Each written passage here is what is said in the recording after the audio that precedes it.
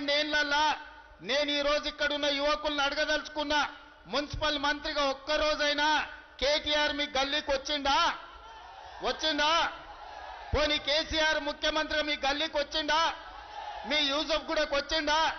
మీ రహమత్ నగర్కి వచ్చిందా? మీ బోడబండకు వచ్చిందా? మీ సోమాజ్ గూడకు వచ్చిందా? మీ వెంగళరావు నగర్కి వచ్చిందా? మీ షేక్పేటకు వచ్చిందా? మరి ఎక్కడికి రాని ఈ సన్నాసులు సిగ్గు లేకుండా ఇవాళ ఓటు అడగడానికి గల్లీకి తిరిగి పొర్లుడు దండాలు పెడుతురు. ఎందుకయ్యా అంటే మీ బిడ్డ నవీన్ యాదవ్ ఎన్నికల్లో నిలబడ్డాడు, ఎట్లయినా ఓడగొట్టాలి అని ఇవాళ నక్క చిత్తులతోని ఈ నక్కలన్నీ కూడా మేకతోలు కప్పుకొని మీ దగ్గరకు వస్తున్నాయి.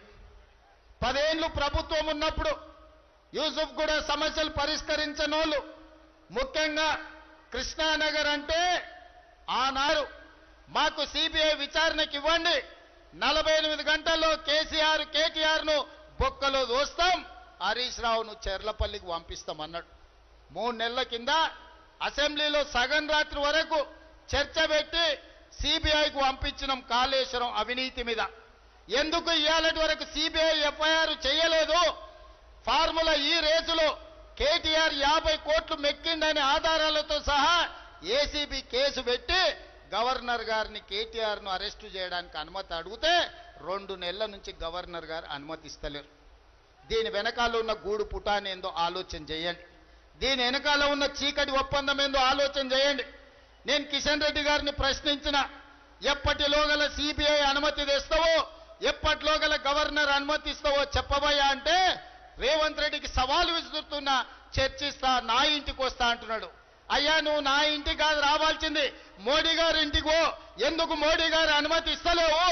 గజ దొంగ కేసీఆర్ ను జైల్లో వేయడానికి అనుమతి ఇవ్వమని మోడీ గారిని అడుగు.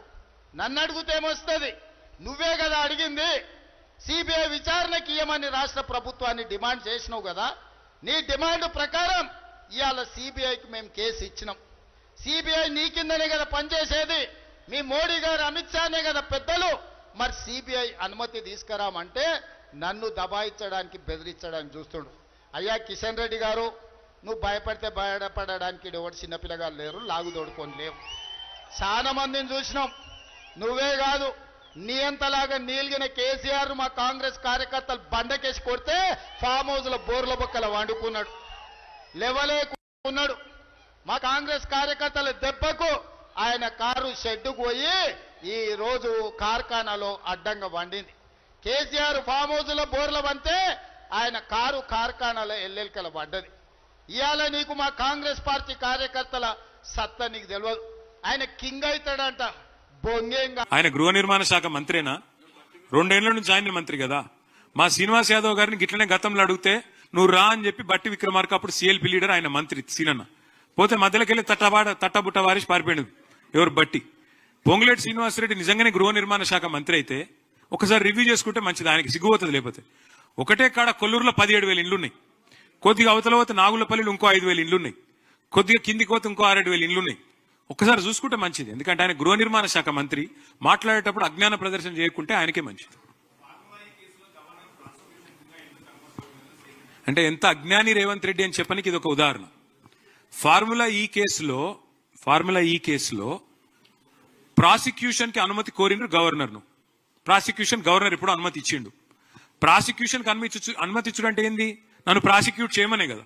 ఇక మళ్ళీ ఛార్జ్ షీట్ వేసినాక మళ్ళీ ఆయన దగ్గరికి ఎందుకు పోవాలి? అసలు విషయం లేదు కాబట్టి, ఛార్జ్ షీట్ లో అసలు విషయమే లేదు కాబట్టి, అదొక తుపేలు లొట్టపీస్ కేసు కాబట్టి దాన్ని ఏం చేసిండు? తీసుకుపోయి మళ్ళీ గవర్నర్ దగ్గర పెట్టిండు. దమ్ముంటే రా, అరెస్ట్ చేయి, నేను వద్దంటున్నా. ఏం చేసినో తప్పు, రా ముంగటికి రా. నేను మళ్ళా చెప్తున్నా, రేవంత్ రెడ్డి నువ్వు మగవను అయితే, మగ పుట్టుక ఉడితే జరావురు, మగ పుట్టుక ఉడితే రేవంత్ రెడ్డి అనేటోడు నేను అడుగుతున్నా, దా లైవ్ కెమెరాలో ముంగట కూర్చుందాం, నాకో లై డిటెక్టర్ టెస్ట్, నీకో లై డిటెక్టర్ టెస్ట్ పెట్టుకుందాం. ఏసీబీ ఎంక్వైరీ నీ మీద ఉంది, నా మీద ఉంది, ఇద్దరం అది పెట్టుకుందాం, కూర్చుందాం. ఎవడు నిజాయితీ పరుడో ఎవడు దొంగనో మొత్తం దేశం చూస్తుంది. దా మగవను అయితే మగ పుట్టుక ఉడితే రా అని చెప్పి రేవంత్ రెడ్డిని సవాల్ చేస్తుంది. ఓకేనా? Thank you.